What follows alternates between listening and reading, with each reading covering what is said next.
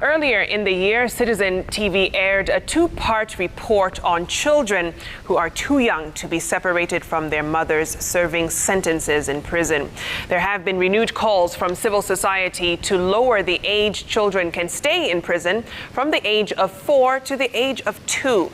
But what is the government doing to improve the living standards of these innocent children paying the price for a crime they did not commit? Emily Chebet explores this complex issue.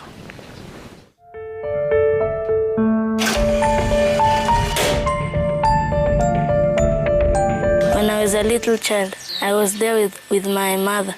I used to play with my fellow children. It was just fine. I feel bad for the children who are in prison, and I thank God for everything He has given me in my life. According to the Constitution of Kenya, Article 53, children have a right to be protected. The child has not committed any crime. So the child is not the prisoner. It's the mother who's the prisoner. So in as much as possible, that child should live a normal life.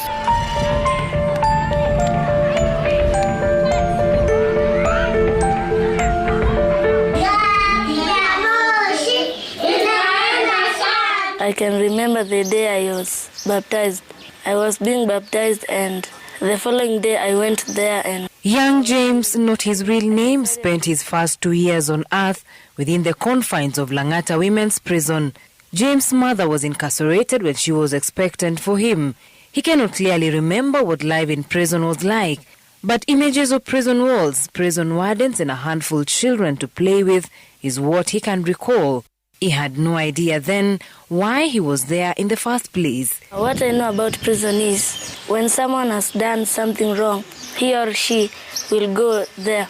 According to the Prisons Act, it is the responsibility of the government to take care of children in prison and provide clothing, accommodation and food. The Act goes further to prescribe the type of food that children are supposed to be given. But what is the reality behind the prison walls? Winnie Gushu is the Chief Administrative Secretary, Ministry of Interior and Coordination, which is responsible for Kenya's prisons. There isn't very much that has gone on with regards to developing a policy to define how, for instance, that child is received, what sort of environment is that child going to live in, what facilities must be available in prison for that child so that they're comfortable. In as much as possible, the child has not committed any crime. So the child is not the prisoner. It's the mother who's the prisoner. There's what we call the serve and return.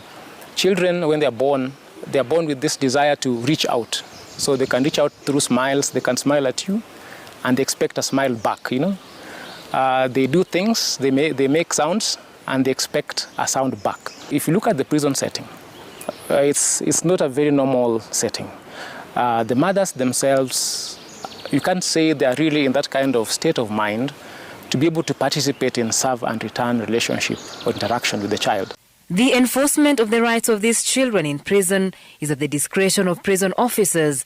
And according to the CAS, there is need to have a policy that defines how children are handled in prison all the way to their integration back to society. Children must eat fruits, they must eat vegetables, they must have milk, they must have cereal, and they must have some meat.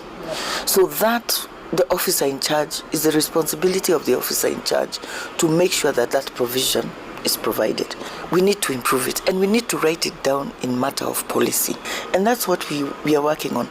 James and other children who have been in prison face separation anxiety when time comes for them to leave their mothers in prison. They must reintegrate back to society.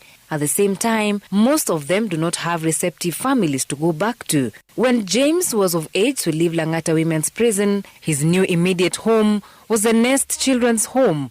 For the last 25 years, the Nest Children's Home has focused on rescue, rehab and social economic reintegration of children and mothers in conflict with the law. My mother was telling me that I'm soon going to be out from jail. So a teacher came and asked me, would you like to go to a children's home or to stay? I said I would like to go. because I saw the car that was beautiful, so I decided to go. The process of separation is usually very traumatizing, especially to children, because you see they are always bonded with their parents, and then you have to like detach them again. It's so mostly what happens during the initial stage, we prepare the children. Immediately when they get before we get them, because we are called by the prison attendant, and then we have to talk to the children about it, depending on how their capacity to understand the situation. Some of them also, they were not used to that, yeah, and some of them are even born in prison. So all throughout they've been with their parents, and then they don't understand, why are you separating us? Why? Yeah, these are questions you cannot answer that child. There is no child officer designated to be handling children who are being reintegrated or being released from prison. That means that it is given to any other officer who is handling maybe other issues. Therefore, this child who is to be reintegrated has no dedicated officer to handle that kind of process. Reintegration of children back to their families or foster families is a crucial process in their unique upbringing. It is also the key to unlocking their relations with other children outside prison. Hello from the other side. We spoke to child actors from Citizen TV's Zora series. I want the government to close those prisons with children inside. They didn't deserve it because it's not their fault, and I feel like it's a situation where it needs to be taken more seriously. The Bangkok Rule 49 says children in prison with their mothers should never be treated as prisoners. In the next recruitment of cadets, we are going to look for different professionals that really are important for children in prison. For example, education. For example, food and nutrition. For example, child care and child psychologists. As the children in prison wait on the government to finalize these policies, they innocently hold on to faith that their dreams will one day come true. According to the latest government data and data from the Africa Early Childhood Network, there were at least 200 children in Kenya's 43 women's prisons. However, this number does not remain constant. At the time of the pandemic, more non-custodial sentences were preferred for women with children, and other children have transitioned out of the facilities. 300 children is a big number, significant number, because these are children who will miss opportunities for optimal brain development. And if their brains don't develop well, then there's no solid foundation for their future life in terms of education, in terms of opportunities to earn or to be productive in the economy. The early years 0 to 3, what they call the first 1,000 days, is the most important window for brain development and also development of other skills.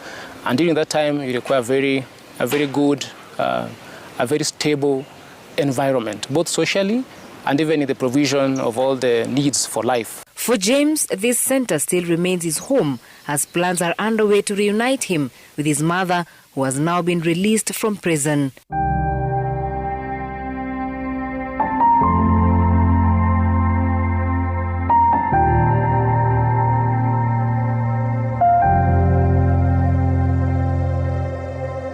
Emily Chebet, Citizen TV.